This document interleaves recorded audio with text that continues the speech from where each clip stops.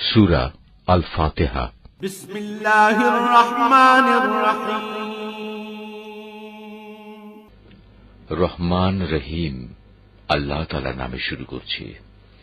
আলহামদুলিল্লাহি রাব্বিল আলামিন আর রহমানির রহিম মালিকি ইয়াউমিদ্দিন।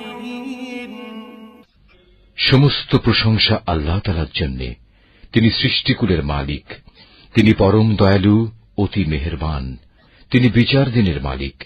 ইয়াকা না'বুদু ওয়া ইয়াকা নাস্তাঈন।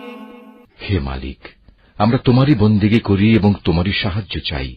ইহদিনাস সিরাতাল মুস্তাকিম সিরাতাল্লাযীনা আন'আমতা আলাইহিম গায়রিল মাগদুবি আলাইহিম ওয়ালাদ-দাল্লিন।